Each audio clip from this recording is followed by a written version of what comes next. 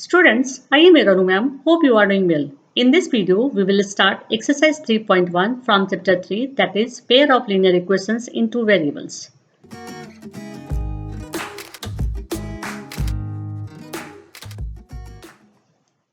Now question number 1. Aftab tells his daughter, 7 years ago, I was 7 times as old as you were then. Also, 3 years from now, I shall be 3 times as old as you will be. Isn't this interesting? Represent this situation algebraically and graphically. इस question का meaning है कि आफ्ताब अपने daughter से कह रहा है कि 7 इयर्स पहले मेरा एज तुम्हारे एज के 7 टाइम्स ज्यादा था और अभी के एज से 3 इयर्स बाद मेरा एज तुम्हारे एज के 3 टाइम्स ज्यादा हो जाएगा। क्या ये इंटरेस्टिंग नहीं है? इस सिचुएशन को अल्जेब्रिकली और ग्राफिकली रिप्रेजेंट करें। ये क्वेश्चन एज से रिलेटेड क्वेश्चन है और जब भी एज से रिलेटेड क्वेश्चन आता है तो बच्चे घबरा जाते हैं, लेकिन घबराने की कोई जरूरत नहीं है। जब भी एज से रिलेटेड क्वेश्चन आए तो उस क्वेश्चन को आप अपने रियल लाइफ से रिलेट कीजिए। जैसे यहाँ पर एग्जाम्पल के लिए आफ्ताब और उसके डॉटर के बारे में कहा गया है, तो आप आफ्ताब के जगह पर अपने फादर को ले लीजिए और डॉटर के जगह पर अपने आप को, भले ही आप गर्ल हो या बॉय हो, और फिर इस क्वेश्चन को अपने रियल लाइफ से रिलेट करके सोचिए तो क्वेश्चन आपको आसानी से समझ में आ जाएगा। अब चलिए हम लोग क्वेश्चन को सॉल्व करते हैं। Let Aftab present age equals to x years and daughter's present age equals to y years। चूंकि क्वेश्चन में ना ही आफ्ताब के प्रेजेंट एज के बारे में बताया गया है और ना ही उसके डॉटर के प्रेजेंट एज के बारे में बताया गया है, तो हम लोग आफ्ताब के प्रेजेंट एज को x years मान ले रहे हैं और उसके डॉटर के प्रेजेंट एज को y years मान ले रहे हैं। अब चूंकि क्वेश्चन में 2 पर्सन्स और 2 कंडीशंस दिए हुए हैं तो 2 अलजेब्रिक इक्वेशन बनेगा। तो हम लोग फर्स्ट केस के लिए अलजेब्रिक इक्वेशन बनाते हैं। Then 7 years ago, it means case 1, age of Aftab equals to x minus 7 years and age of daughter equals to y minus 7 years। चूंकि 7 years पहले की बात कही जा रही है तो दोनों के एज से 7 को सब्ट्रैक्ट कर देंगे। ओके, तो एज ऑफ आफ्ताब क्या हो जाएगा x minus 7 years और एज ऑफ डॉटर क्या हो जाएगा y minus 7 years। अब अकॉर्डिंग टू क्वेश्चन में जो कंडीशन दिया गया उसको लिखते हैं। x minus 7 equals to 7 multiplied by y minus 7, क्योंकि क्वेश्चन में क्या कहा जा रहा है कि 7 इयर्स पहले आफ्ताब का एज उसके डॉटर के एज से 7 टाइम्स ज्यादा था, इसलिए यहाँ पर आफ्ताब के डॉटर के एज में 7 से मल्टीप्लाई कर रहे हैं। तो स्टेप क्या हो रहा है x minus 7 equals to 7 multiplied by y minus 7। अब नेक्स्ट स्टेप में हम लोग ब्रैकेट को ओपन कर रहे हैं, तो ब्रैकेट ओपन करने के बाद स्टेप क्या हो जा रहा है x minus 7 equals to 7y minus 49, क्योंकि 7 multiplied by y equals to 7y and 7 multiplied by minus 7 equals to minus 49। Next step में हम लोग वेरिएबल को एक साइड लिख दे रहे हैं और कांस्टेंट को एक साइड लिख दे रहे हैं, तो स्टेप हो जा रहा है x minus 7y equals to 7 minus 49। Next step में इसे सॉल्व कर दे रहे हैं, तो स्टेप हो जा रहा है x minus 7y equals to minus 42। इसे इक्वेशन 1 मान लेते हैं। अब इस इक्वेशन 1 को हम लोग x के टर्म में कन्वर्ट करते हैं, तो स्टेप क्या हो जा रहा है x equal to 7y minus 42, क्योंकि इस माइनस 7y को हम लोग इक्वल टू के इधर कर दे रहे हैं और जब माइनस 7y को इक्वल टू के इधर लेकर के आएंगे तो वो हो जाएगा प्लस 7y। तो अब अलजेब्रिक इक्वेशन क्या बन गया x equal to 7y minus 42। इसे इक्वेशन 2 मान लेते हैं। ओके, अब हम लोग केस 2 को देखते हैं। केस 2 में क्या कहा गया था कि प्रेजेंट एज के 3 इयर्स बाद, now 3 years later, it means case 2, age of Aftab equals to x plus 3 years and age of daughter equals to y plus 3 years। क्योंकि 3 years बाद की बात कही जा रही है तो दोनों के प्रेजेंट एज में 3 को ऐड कर देंगे। ओके, अब अकॉर्डिंग टू क्वेश्चन में क्या कंडीशन दिया गया, आफ्ताब का एज उसके प्रेजेंट एज के 3 इयर्स बाद उसके डॉटर के एज के 3 टाइम्स ज्यादा होगा। तो यहाँ पर हम लोग लिखेंगे x plus 3, it means this, and this equals to 3 multiplied by y plus 3, it means this. Okay, अब हम लोग नेक्स्ट स्टेप में ब्रैकेट को ओपन कर देंगे, तो ब्रैकेट को ओपन करने के बाद स्टेप हो जाएगा x plus 3 and this equals to 3y plus 9। Next step में हम लोग वेरिएबल को एक साइड कर देंगे और कांस्टेंट को एक साइड कर देंगे, तो स्टेप हो जाएगा x minus 3y equals to minus 3 plus 9। Next step में हम लोग इसे सॉल्व कर देंगे, तो स्टेप हो जाएगा x minus 3y equals to 6। इसे इक्वेशन 3 मान लेते हैं। अब इस इक्वेशन 3 को हम लोग x के टर्म में कन्वर्ट करेंगे, तो स्टेप हो जाएगा x equals to 3y plus 6। इसे इक्वेशन 4 मान लेते हैं, यानी कि केस 2 के लिए 2 अलजेब्रिक इक्वेशन बन गया, equation 3 and equation 4।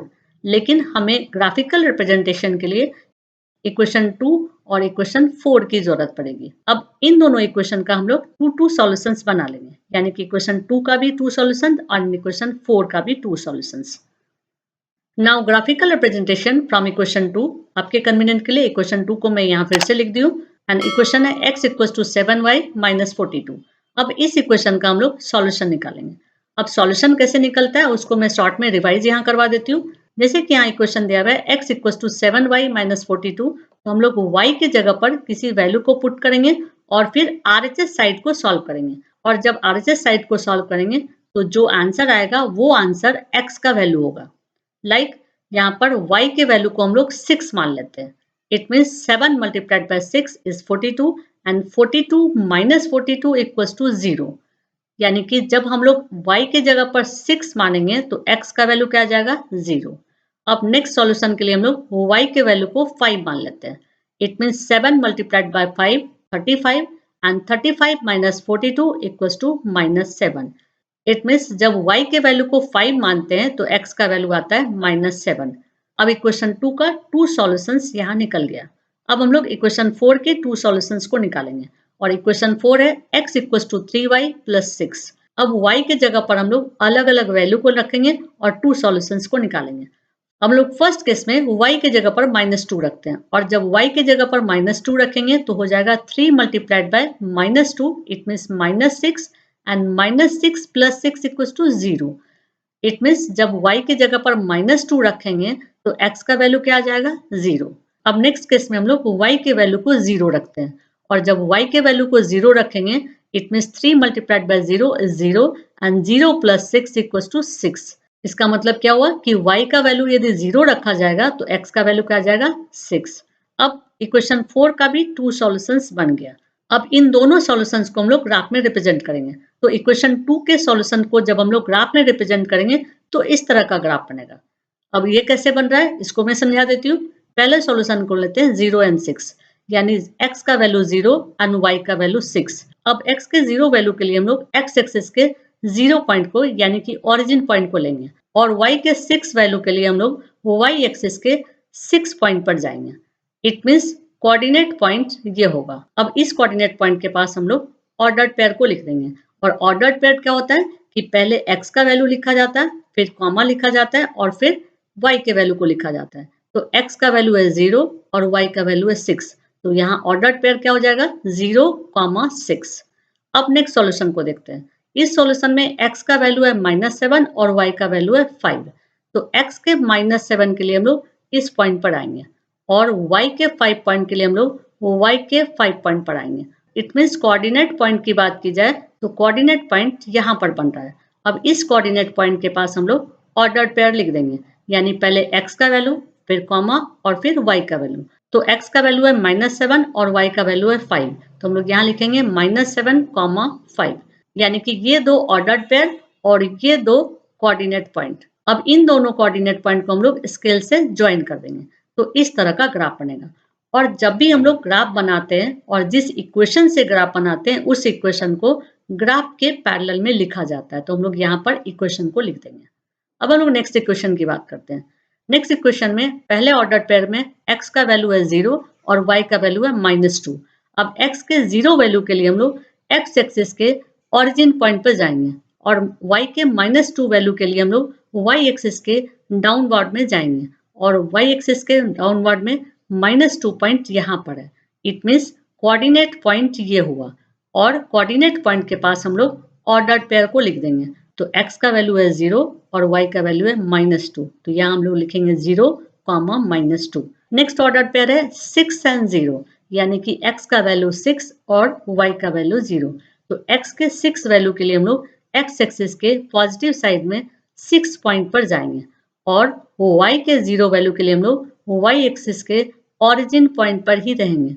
It means coordinate point हो जाएगा ये और इस कोऑर्डिनेट पॉइंट के ऊपर में हम लोग ऑर्डर्ड पेयर को लिखेंगे, यानी कि पहले x के वैल्यू को लिखेंगे फिर कॉमा लिखेंगे और फिर y के वैल्यू को लिखेंगे। तो x का वैल्यू है 6 और y का वैल्यू है 0, तो हम लोग यहाँ लिखेंगे 6, 0।